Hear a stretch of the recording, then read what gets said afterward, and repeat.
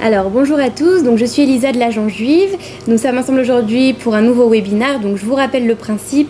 C'est une conférence qui a lieu tous les dimanches à 11h heure française et sur des sujets qui vont permettre d'améliorer votre intégration. Donc ça peut être les villes d'intégration. On a déjà eu Netanya, on a déjà eu Ashdod, Beth Shemesh. Ça peut être sur par exemple l'éducation ou des sujets de société comme par exemple le budget.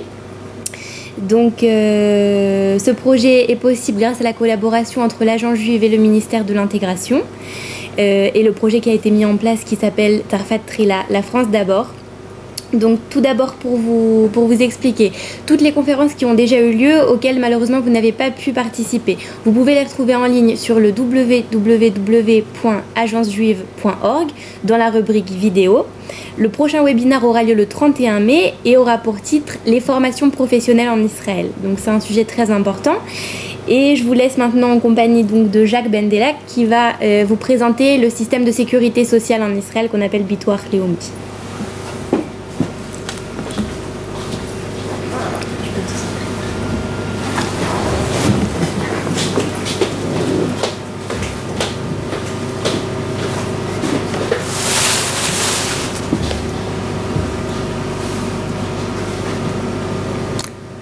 Bonjour, donc je m'appelle effectivement Jacques Bendelak, je travaille au Bitoach Leumi à Jérusalem et je vais vous présenter ce que c'est que la sécurité sociale en Israël.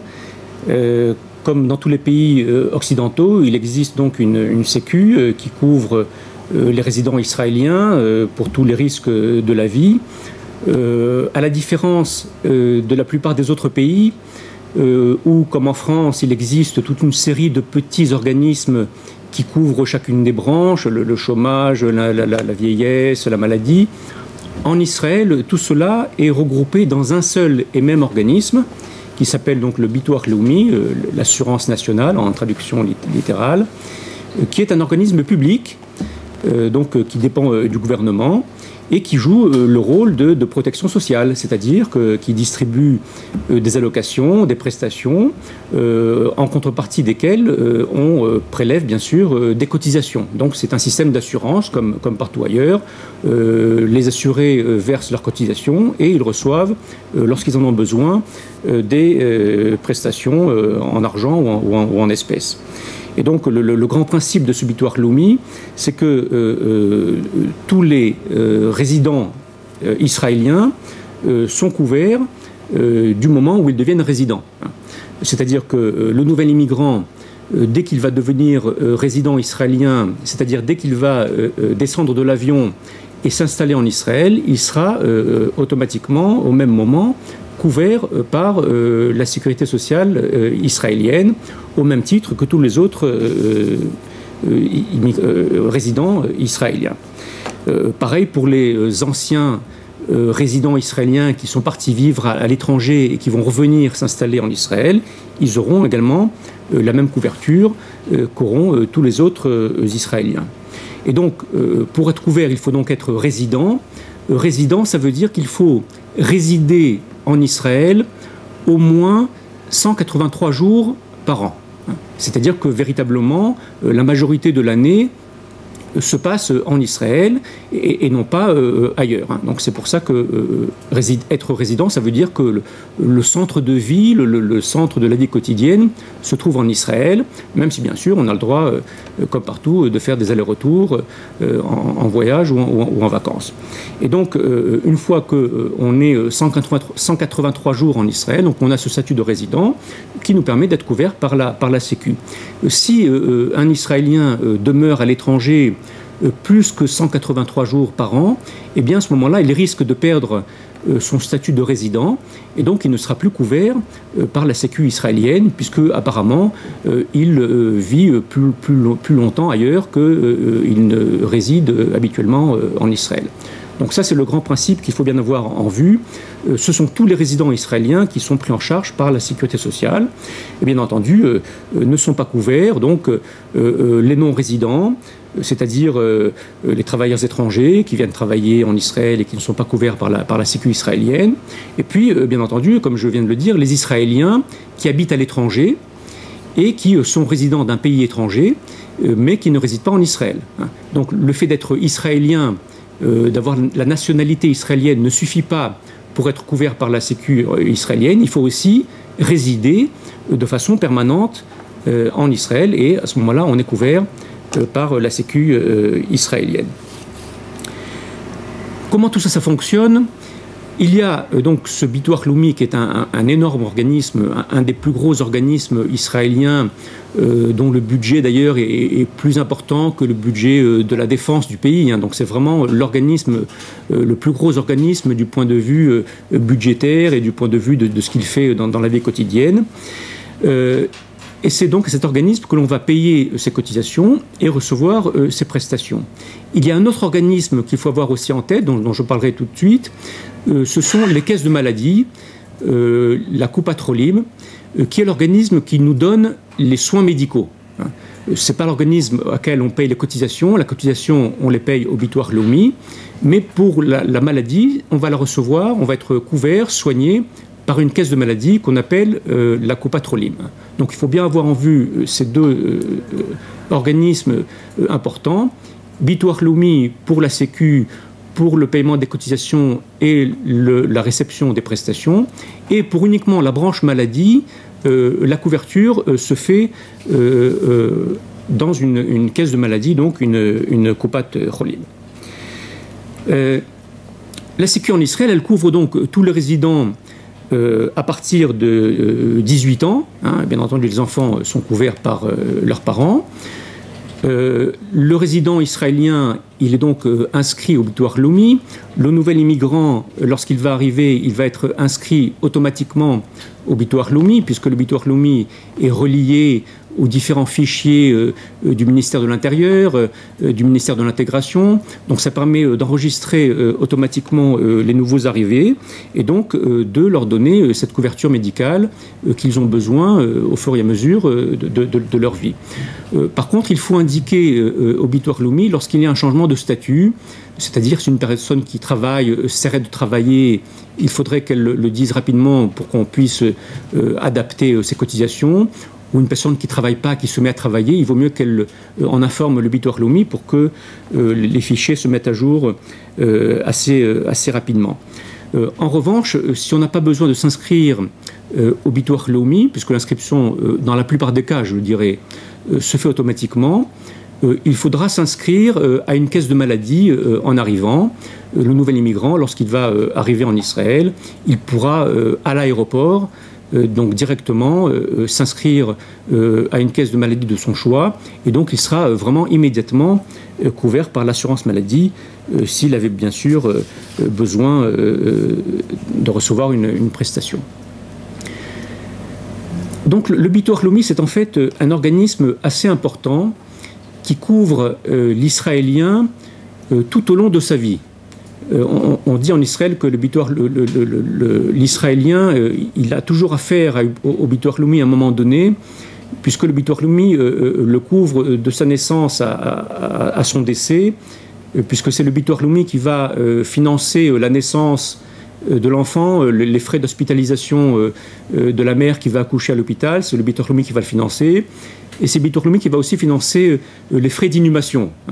Donc c'est vraiment tout le cycle de la vie qui est compris dans ces prestations du Bitoire Leumi, qui sont très larges, qui concernent tout ce qu'on connaît d'ailleurs dans les pays occidentaux, les allocations familiales, le chômage, l'invalidité, les accidents du travail, l'allocation de vieillesse, les soins de longue durée, et l'assurance maladie, pour ne donner que les principales. Il y en a d'autres plus petites, moins importantes, mais donc toutes les principales allocations sociales que vous connaissez dans votre pays d'origine, on les retrouve ici.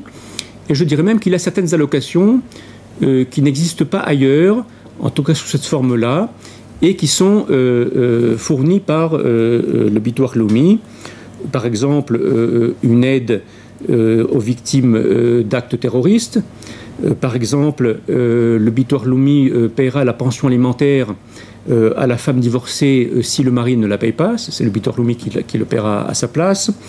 Le Bitoire Leumi paiera aux salariés des indemnités en cas où son employeur a fait faillite et ne lui a pas versé la totalité de ce qu'il lui doit.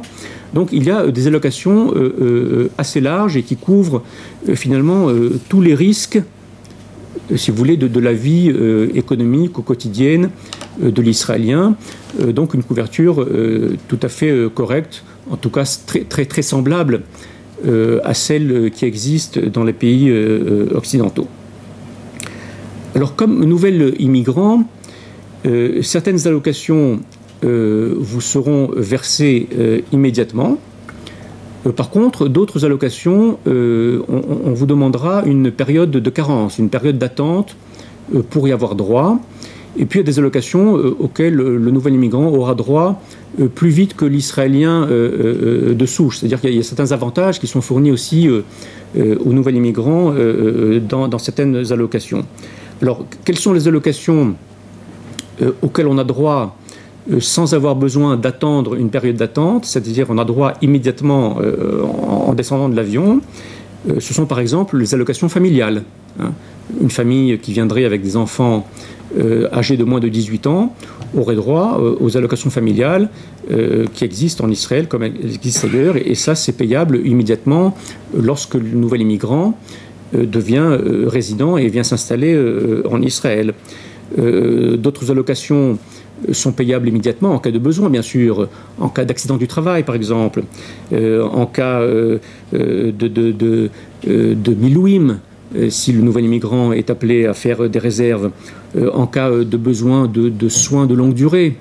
Donc tout ça sont des allocations qui seront versées sans période d'attente, et bien sûr l'assurance maladie auquel le nouvel immigrant aura droit immédiatement, à l'exception de l'Israélien qui revient s'installer en Israël, et ça je le rementionnerai tout de suite.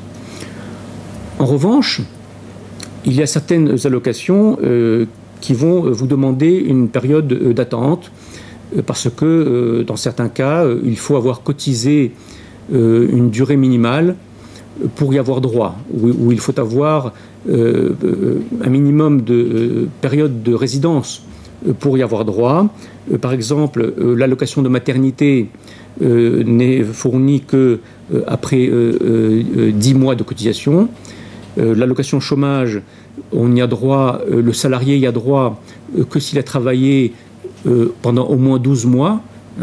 L'allocation de minimum de revenus, pareil, on n'y aura droit qu'après une période de résidence d'au moins 1 an.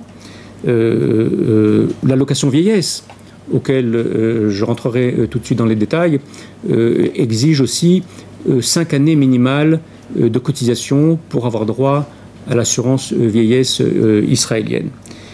Et puis pour la santé, je le disais tout de suite, les résidents qui reviendront s'installer en Israël après une période longue de séjour à l'étranger devront attendre 1 mois par année d'absence pour pouvoir avoir droit à l'assurance maladie, ou bien payer une somme forfaitaire que je mentionnerai tout de suite pour pouvoir ne pas attendre cette période d'attente.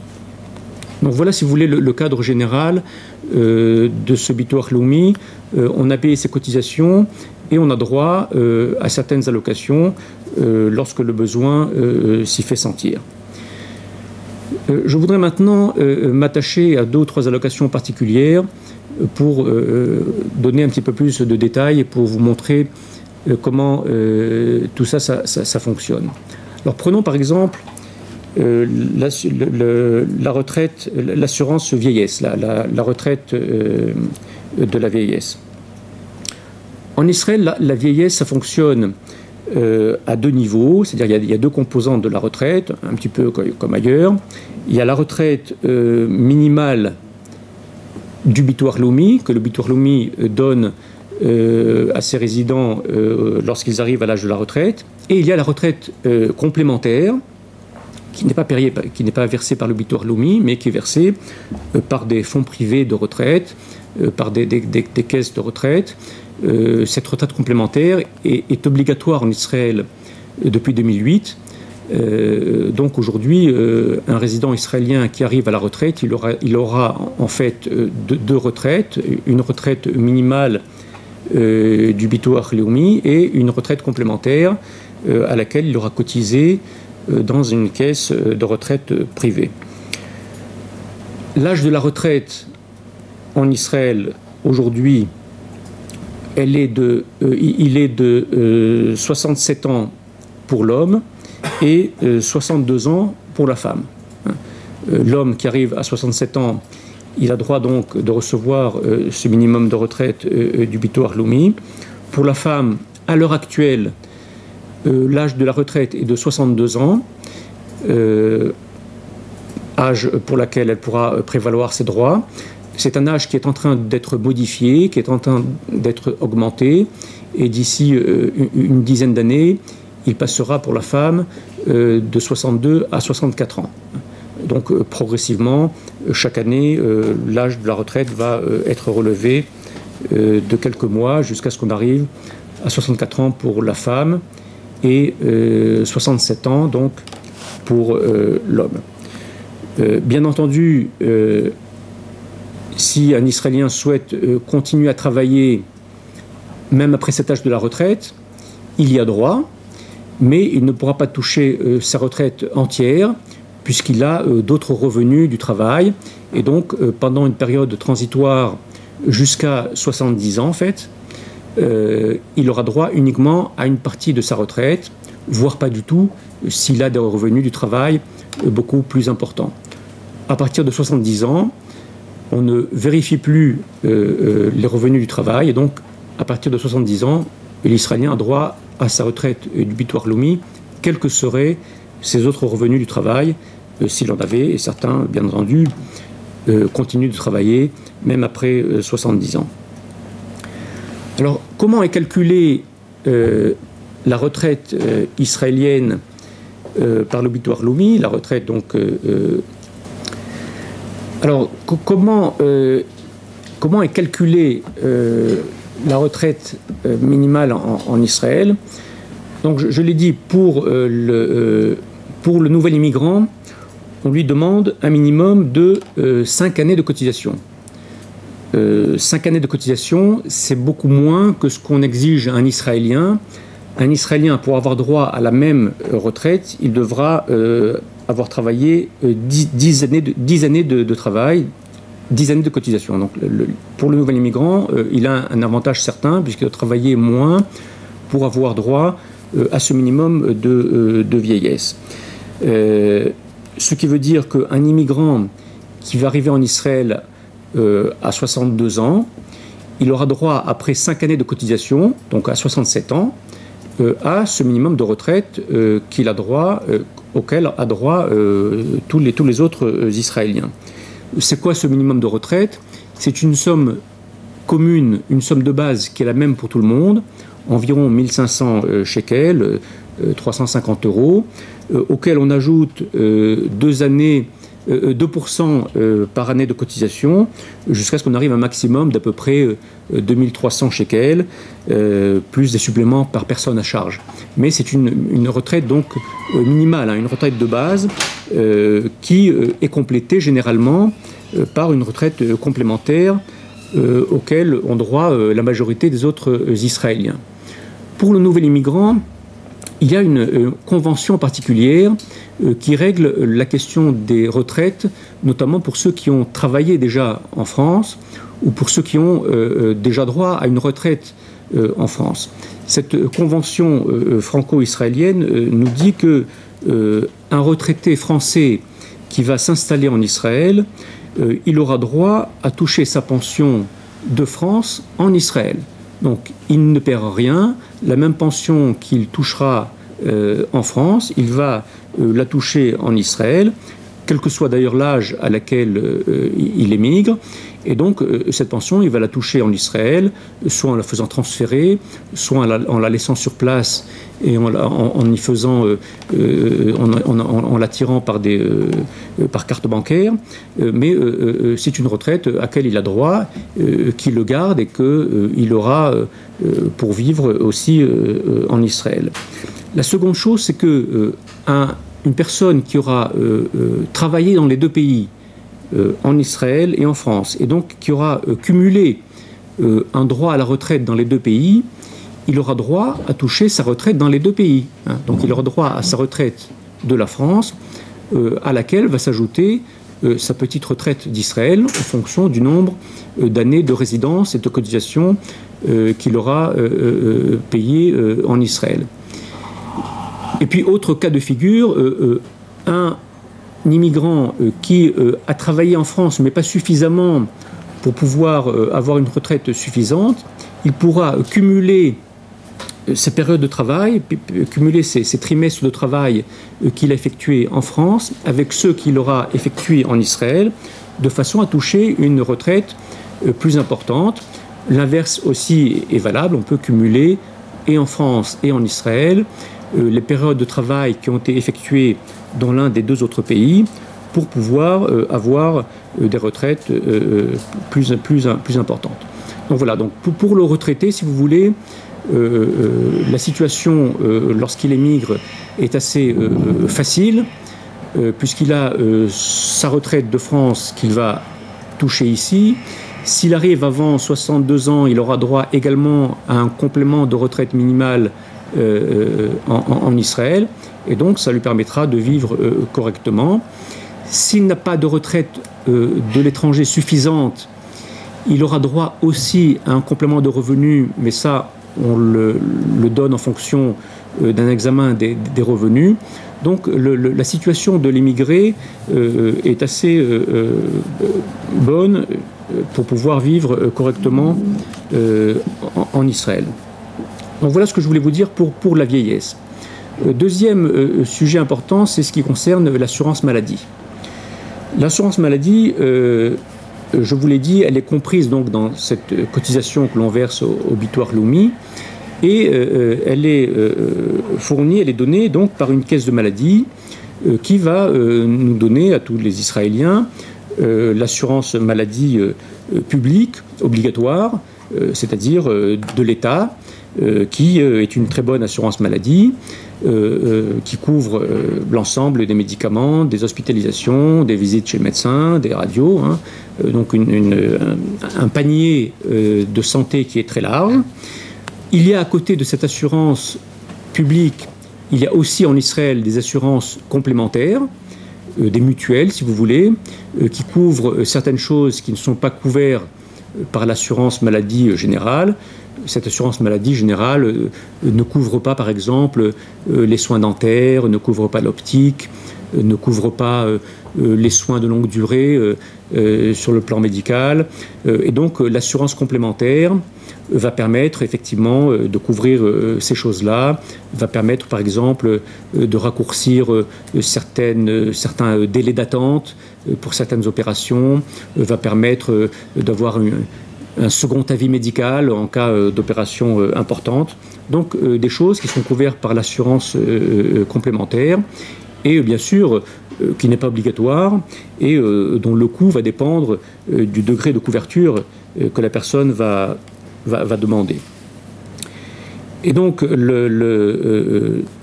on a ce panier de la santé qui est un panier très large, qui, contrairement à ce qui se passe en France ou dans la plupart des pays occidentaux, permet de recevoir des soins sans avoir à débourser d'argent et à se faire rembourser. En Israël, on ne se fait pas rembourser puisque les soins qui sont compris dans l'assurance maladie sont presque non payantes. On est hospitalisé, on ne paye pas. On va voir son médecin de famille, on ne paye pas parce que c'est couvert dans l'assurance maladie générale, qu'on a d'ailleurs payé par une cotisation, bien entendu. Et donc, il n'y a pas cette procédure d'avancer l'argent, de se faire rembourser entièrement, de se faire rembourser partiellement. Tout ça est pris en charge, et donc on a peu de choses à payer.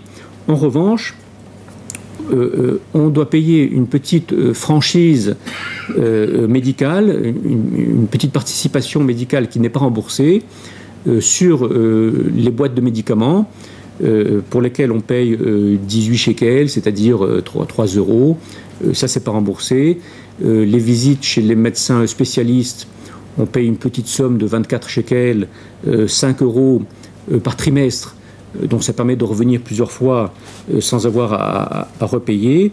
Et donc, mis à part cette franchise médicale, on peut dire que la prise en charge est vraiment à 100% et elle est très large puisque la médecine en Israël, vous le savez, est très bonne. Elle couvre la plupart des besoins de tous les Israéliens.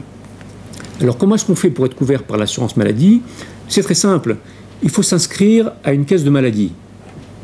En Israël, il existe 4 caisses de maladie qui s'appellent Clalit, Leumit, Maccabi et Meuchedet.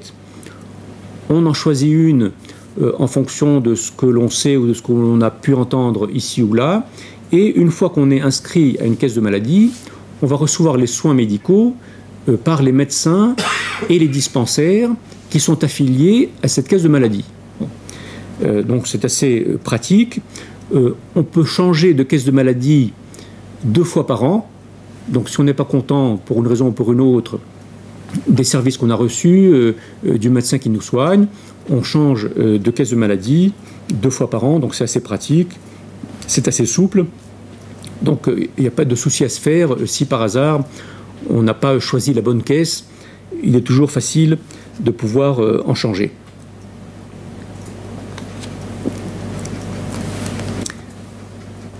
Pour les Israéliens qui ont habité à l'étranger une période assez longue et qui reviennent en Israël, je reprécise que ces Israéliens qui reviennent s'installer en Israël n'auront pas droit immédiatement à l'assurance maladie. Ils vont devoir attendre une période de carence de 1 mois par année d'absence jusqu'à 6 mois.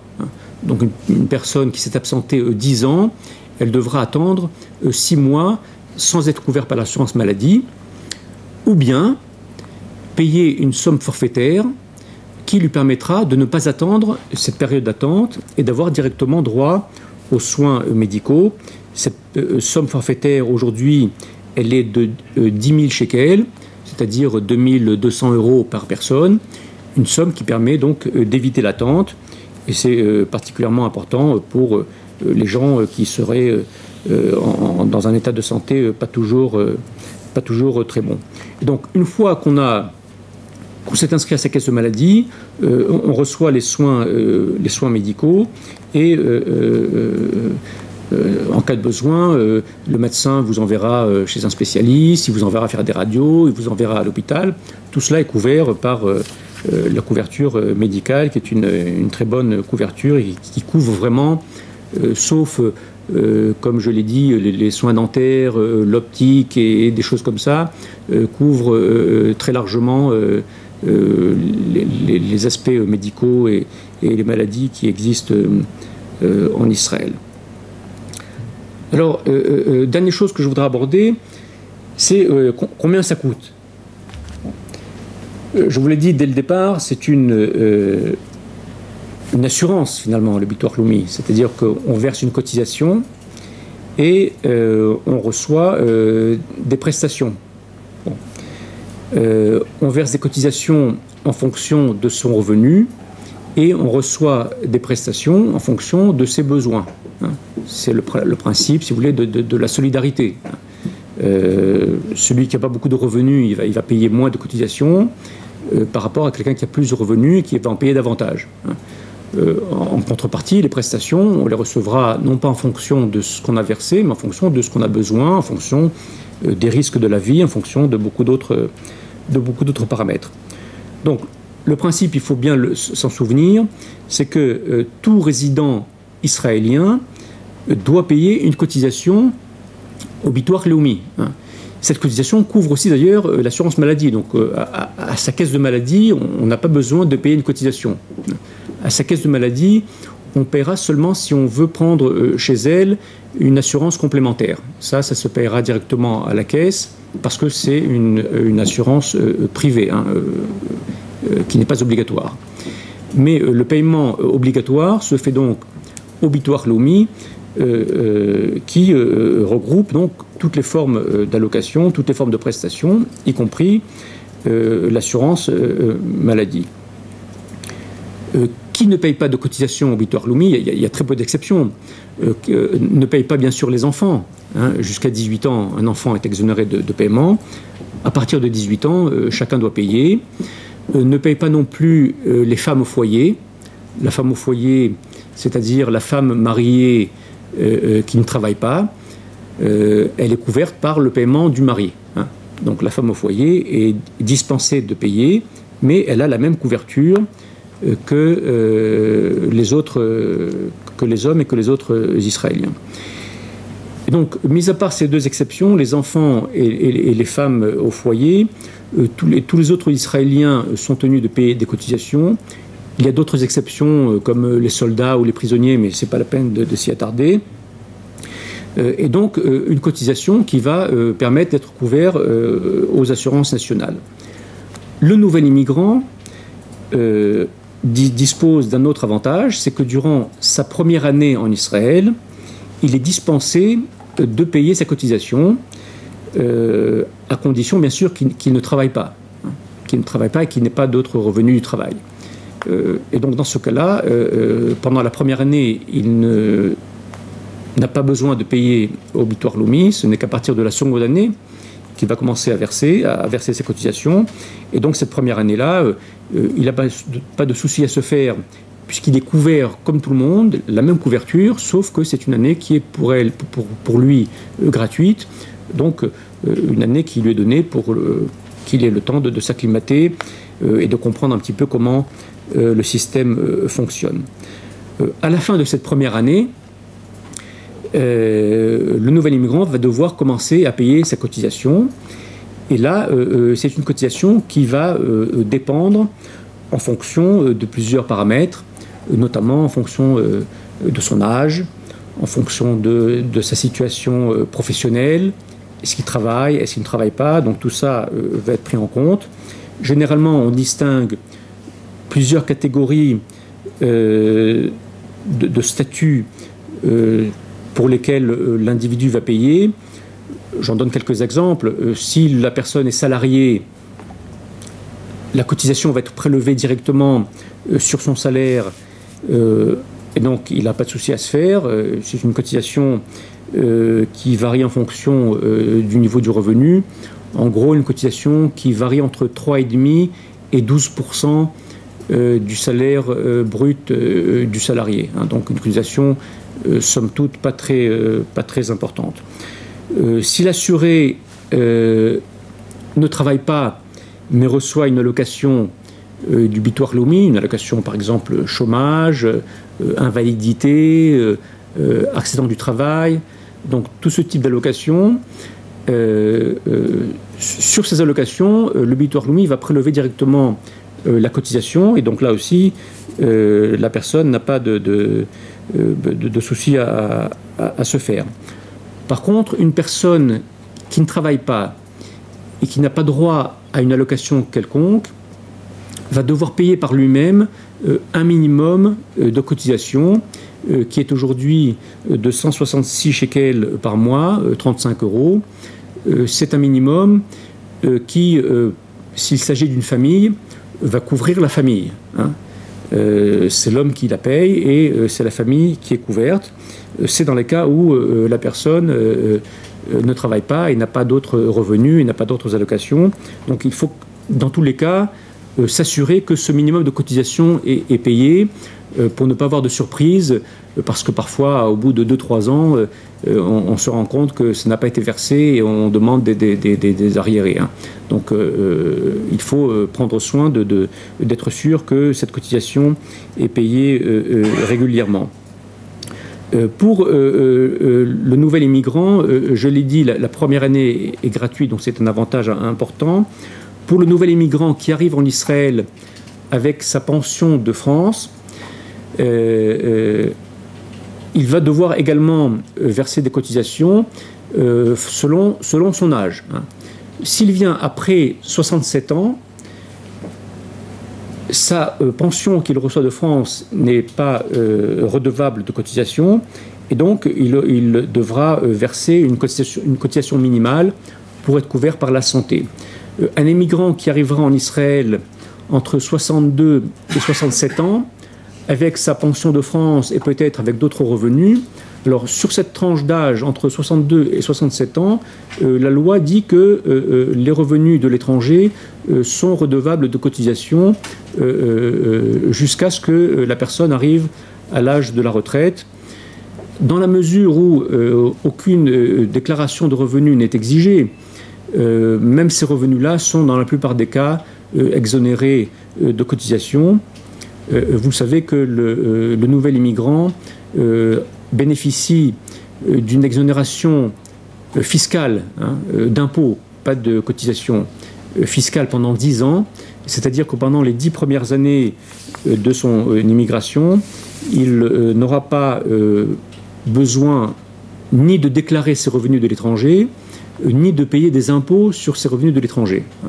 Donc c'est un avantage important, ça donne quand même 10 années de tranquillité. Et ensuite, l'immigrant, en fonction de sa situation ou de son âge, devra payer une cotisation minimale. La cotisation minimale que l'on paye après 67 ans, quels que soient les autres revenus, puisque après 67 ans, on ne prend plus en compte l'ensemble des autres revenus ou des autres pensions ou des autres retraites qui sont peut-être versées de l'étranger. Cette cotisation est de 103 shekels, c'est-à-dire 25 € par mois. Et donc c'est ce qui permet de donner une couverture médicale aux nouvel immigrants comme tous les autres Israéliens. Un nouvel immigrant qui aurait droit, en plus de sa retraite de France, à une allocation retraite israélienne, eh bien, sur cette allocation de retraite israélienne, donc ce minimum de retraite israélien, on prélèvera aussi donc une cotisation minimale, ce qui lui permettra aussi d'être couvert sans avoir à se soucier du paiement de cette cotisation. Donc voilà en gros, si vous voulez, comment est-ce que l'on a payé sa cotisation. Le paiement de la cotisation est importante puisque c'est ce qui permet d'être couvert. Et le paiement régulier est aussi important puisque ça permet donc de ne pas avoir d'arriérés de paiement et donc de ne pas avoir subitement à payer une somme plus ou moins importante. Donc ce qu'on peut recommander pour le nouvel immigrant, c'est que lorsqu'il arrive en Israël et que sa première année où il est exonéré de paiement est terminée, qu'il se renseigne, qu'il voit s'il est effectivement bien inscrit au Bitur Leumi. Aujourd'hui, le Bitur Leumi inscrit automatiquement les nouveaux immigrants. Donc l'inscription va se faire rapidement. Par contre, le nouvel immigrant va devoir informer le Bitur Leumi de son statut professionnel. Est-ce qu'il a commencé à travailler? Est-ce qu'il ne travaille pas? Est-ce que son statut individuel a changé? Sa situation de famille? Donc ce sont des choses qu'il va devoir informer le Bitur Leumi régulièrement pour ne pas rentrer dans des retards. Et c'est ce qui permettra donc d'être à jour à la fois des cotisations et à la fois de ne pas avoir de soucis financiers. Une dernière allocation que je voudrais préciser, donc on a parlé de la vieillesse, on a parlé de la santé, l'invalidité. Il existe en Israël une allocation d'invalidité qui est versée dans le cas où il y a une incapacité médicale de 60% et parallèlement une réduction de la capacité de travail d'au moins 50%. Ça veut dire qu'un individu qui était peut-être handicapé déjà avant de venir va devoir refaire un certain nombre de formalités, refaire une demande d'allocation d'invalidité, être examiné par une commission médicale qui fixera son degré d'invalidité, son degré d'incapacité à travailler. Et en fonction de cette décision, il aura droit éventuellement à une allocation d'invalidité. Cette allocation, elle est versée uniquement à partir de la seconde année, mais dans les cas particulièrement graves ou spéciaux, l'allocation invalidité pourrait être versée dès la fin des 3 premiers mois de l'ALIA. Donc voilà, donc il y a un certain nombre d'avantages auxquelles ont droit les nouveaux immigrants par rapport aux Israéliens, qu'il s'agisse de l'exonération de la première année, qu'il s'agisse de la possibilité de cumuler leur retraite de l'étranger et une retraite israélienne. Et d'ailleurs, je peux aussi préciser pour terminer qu'une personne qui arriverait en Israël avec une retraite de l'étranger pas très importante, je dirais inférieure à 600 € aurait droit, quel que soit son âge, à une allocation spéciale qui lui permettrait de compléter cette retraite insuffisante de l'étranger. Donc, dans ces cas aussi, il faut en faire la demande, il faut présenter des justificatifs de ces recettes, de ces revenus, de ces pensions de l'étranger, et éventuellement avoir un complément de retraite qui est fourni sans limite d'âge. Même un immigrant qui arriverait à un âge avancé, après l'âge de la retraite, aurait droit éventuellement à ce complément si ses revenus de l'étranger sont inférieurs à 2500 shekels, c'est-à-dire 650 €. Mais là, encore une fois, on recommande d'en faire une demande pour qu'on puisse effectivement vérifier, en fonction des taux de change, si une retraite de ce type-là, si un complément de ce type-là peut être accordé. Donc voilà le taux d'horizon que je voulais vous faire sur le Bitoire Leumi. Le Bitoire Leumi, il possède des agences dans la plupart du pays, dans toutes les grandes villes, les grandes, les moyennes et les petites villes du pays. Il dispose d'agences. Donc il ne faut pas hésiter à se renseigner, à vérifier ces situations. Beaucoup de choses se font automatiquement, beaucoup de demandes se font sur Internet, et donc il n'est pas besoin de se rendre physiquement dans une agence du Bitoire Leumi. Sur Internet, aujourd'hui, on peut payer ses cotisations, on peut changer de caisse de maladie, on peut faire des demandes d'allocation.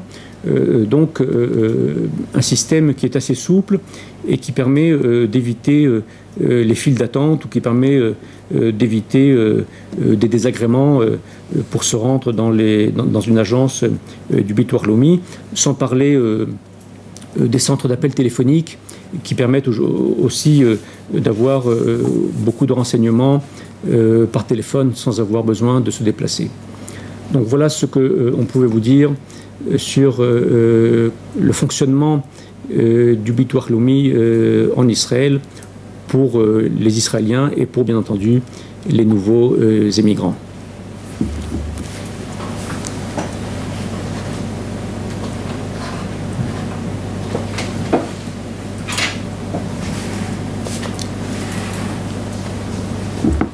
Bon, je vais voir s'il y a des questions à répondre. Je vais me faire un plaisir d'y répondre.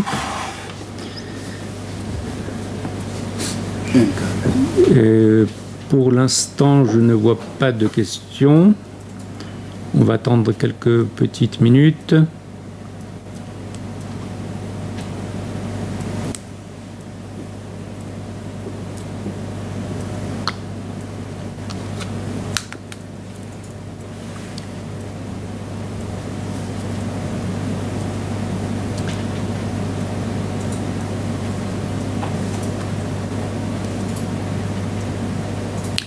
Alors, on me pose une question qui est, vous avez dit que les affections longue durée ne sont pas couvertes.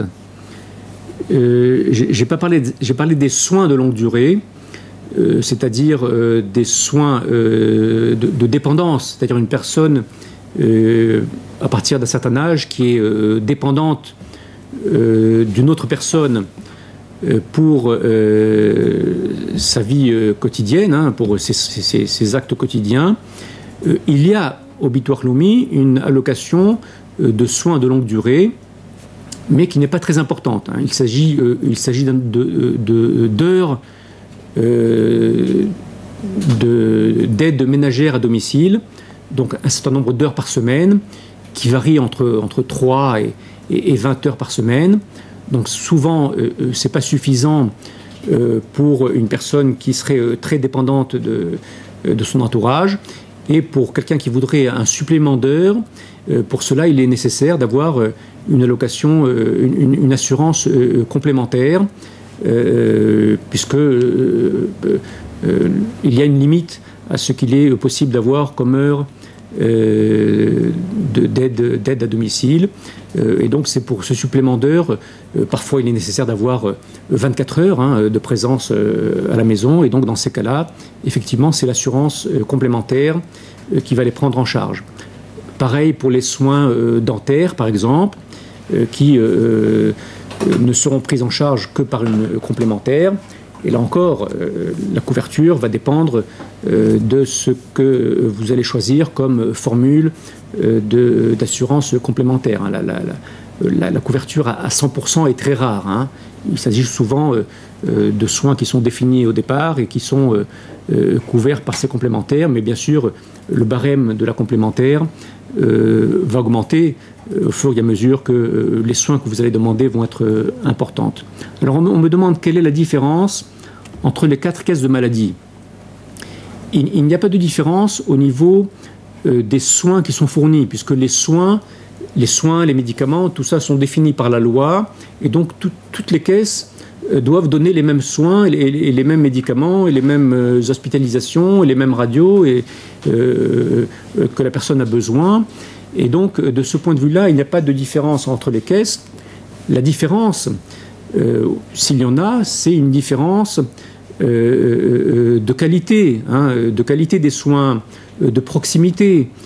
Si vous habitez dans une ville où sur les 4 caisses de maladie, une seule est présente, une seule a un dispensaire, eh bien, naturellement, vous allez adhérer à cette caisse de maladie parce qu'elle est plus présente dans la ville dans laquelle vous allez habiter.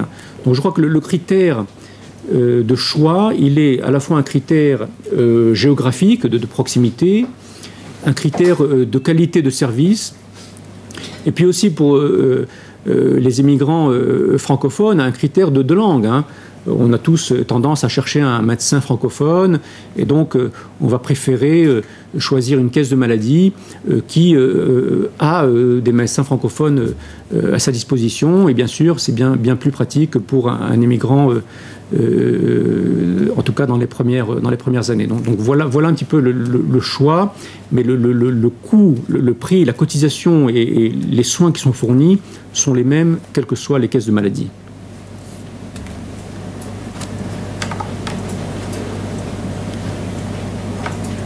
Alors, bien entendu,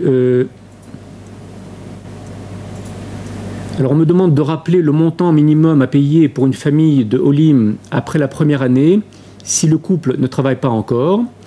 Dans une situation où la première année est terminée et le couple ne travaille pas, le mari, le père de famille, va payer une cotisation minimale de 166 shekels par mois, c'est-à-dire 35 euros, 40 euros.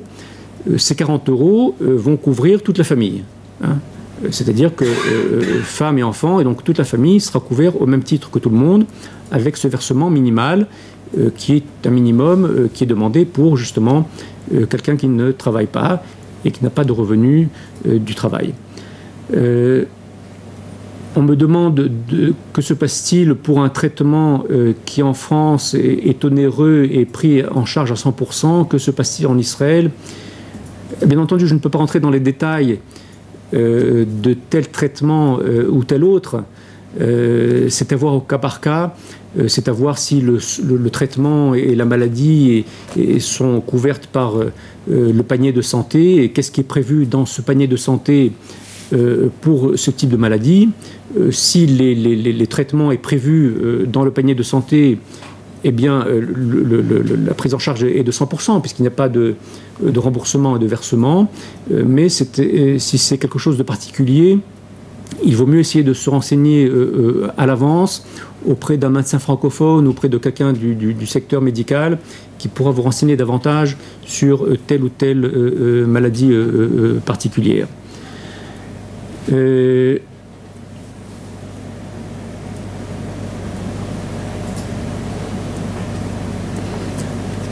Alors, j'ai donné les critères pour choisir les caisses de maladie, je n'y reviens pas. On me demande, pour les nouveaux immigrants qui ont des revenus locatifs en Israël et qui n'ont pas de travail, il y a effectivement, pour les Israéliens qui ont des revenus qui ne sont pas du travail en Israël, il y a un taux de cotisation en fonction du montant du revenu qui n'est pas un revenu du travail. Ce ne sont pas seulement les revenus du travail qui sont imposés, il y a aussi les revenus qui ne sont pas du travail, mais selon des barèmes très particuliers de certains montants. La location, le revenu d'une location, par exemple, ne seront imposés qu'à partir d'un certain montant. Donc la réponse est positive, mais tout dépendra du montant de ces revenus qui ne sont pas des revenus du travail. Étant donné que l'exonération de cotisation pendant la première année est totale, quel que soit le type de revenu, est totale s'il n'y a pas de revenu du travail. Si la personne commence à travailler durant la première année, elle va devoir verser sa cotisation sur son travail, même si elle est encore dans sa première année. Alors on me demande où s'inscrit-on en arrivant. En arrivant, on s'inscrit à la caisse de maladie. En arrivant à l'aéroport, la première chose à faire, ou peut-être la deuxième, c'est de s'inscrire dans une des 4 caisses de maladie, de façon à ce que vous soyez pris en charge immédiatement si vous vous sentez mal en descendant de l'avion. Donc c'est la première chose à faire, de s'inscrire à une caisse de maladie dès qu'on arrive, dès qu'on pose le pied sur Israël, en Israël. Le reste, vous avez donc cette année d'exonération de cotisation, et donc ce n'est pas la peine de se précipiter. Le Bitur Leumi va vous enregistrer automatiquement, et donc on saura que vous existez puisque nous recevons les fichiers du ministère de l'Intégration et de l'Intérieur. Et donc la seule chose à faire, c'est effectivement de s'inscrire d'abord à une caisse de maladie, à une coupatrolim, pour pouvoir être couvert. On ne s'inscrit pas directement à la caisse, comme on me le demande. On s'inscrit ou bien à l'aéroport auprès du ministère de l'Intégration, ou bien à la poste, ou bien sur Internet. Ce sont les 3 possibilités de s'inscrire à une caisse et aussi de changer de caisse par la suite. Donc on ne fait rien directement à la caisse, on le fait à la poste ou sur Internet, ce qui est assez commode. S'inscrire à la poste, ça coûte 15 shekels. S'inscrire sur Internet, c'est gratuit. Donc tout dépend de ce que chacun préférera. Mais dans tous les cas, on n'a pas besoin de s'adresser à la caisse pour faire ce type d'inscription. On me demande, est-ce que les étudiants aussi doivent payer une cotisation?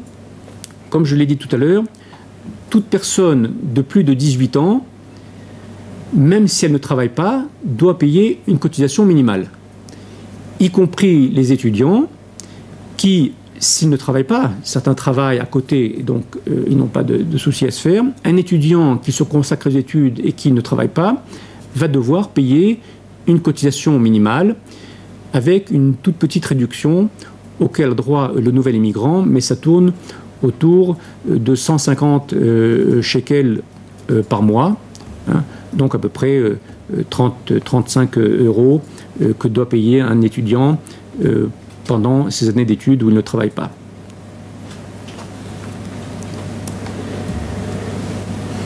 Alors c'est vrai qu'on me dit, un correspondant me dit que les sites sont 100% en hébreu. Existe-t-il des versions françaises ou anglaises? Alors oui, le site du Bitur Leumi a certaines pages qui sont traduites en français, en anglais et dans d'autres langues. Le site c'est btl.gov.il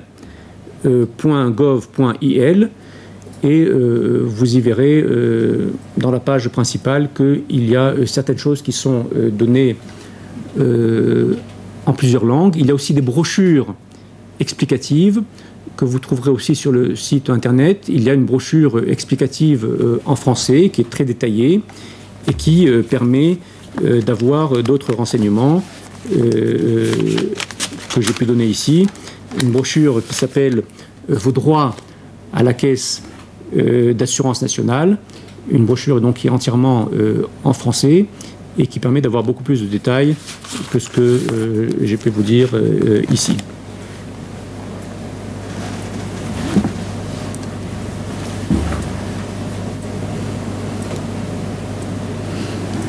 Donc voilà les questions qui m'ont été posées jusqu'à ce moment. Il est chaud, on me demande où trouve-t-on cette brochure.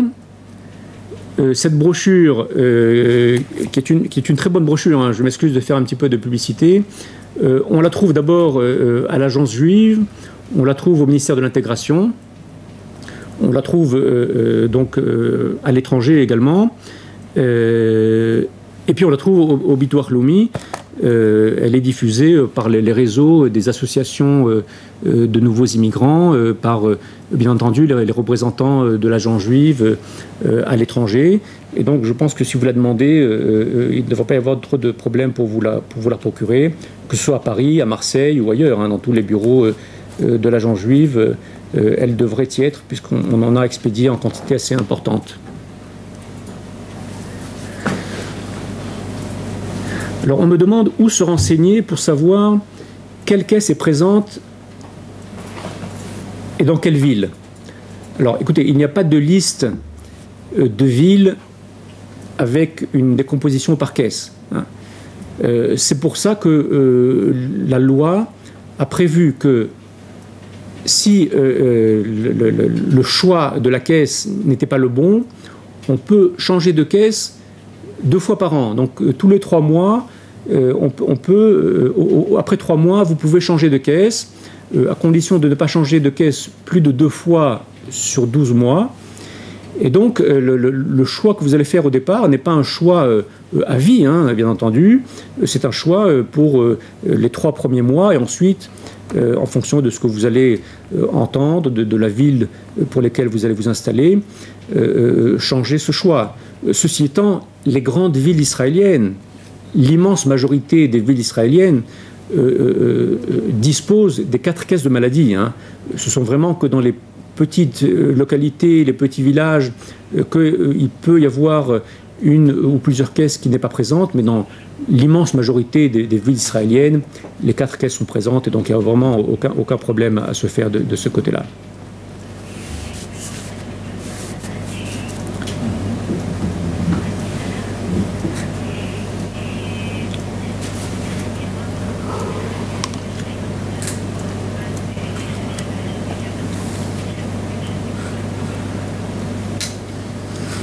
Alors, on me demande aussi où se renseigner pour connaître les mutuelles.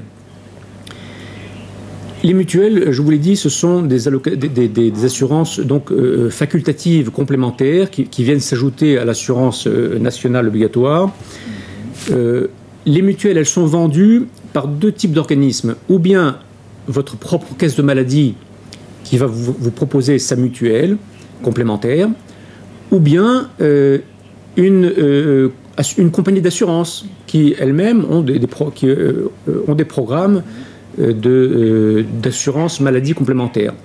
Ce n'est pas quelque chose dont il faut se soucier trop rapidement. C'est-à-dire qu'il faut arriver, voir un petit peu le système, comment ça fonctionne, et puis on peut attendre quelques mois et ensuite s'intéresser à une mutuelle. Mais ça, c'est quelque chose qui se fera sur place, hein, qui ne peut pas se faire de loin, qui se fera sur place. Généralement, les Israéliens qui achètent une mutuelle la font auprès de leur caisse de maladie. Donc, une fois que vous aurez choisi votre caisse de maladie, en arrivant, elle va vous proposer plusieurs formules de complémentaires pour laquelle vous choisirez celle qui vous conviendra le mieux.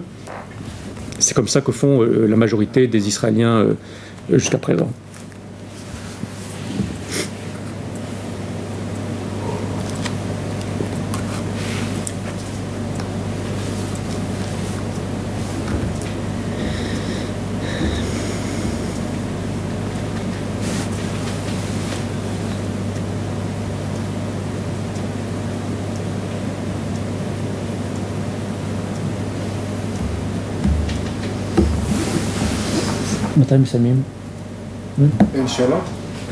Voilà, je crois que les questions sont pour l'instant terminées. Le dernier intervenant me dit merci pour mon intervention et c'est beaucoup plus clair. J'espère avoir été clair. En tout cas, vous n'hésitez pas à vous renseigner sur Internet, sur les brochures, pour avoir le plus de renseignements possible. Je vous en remercie et bonne chance pour la suite.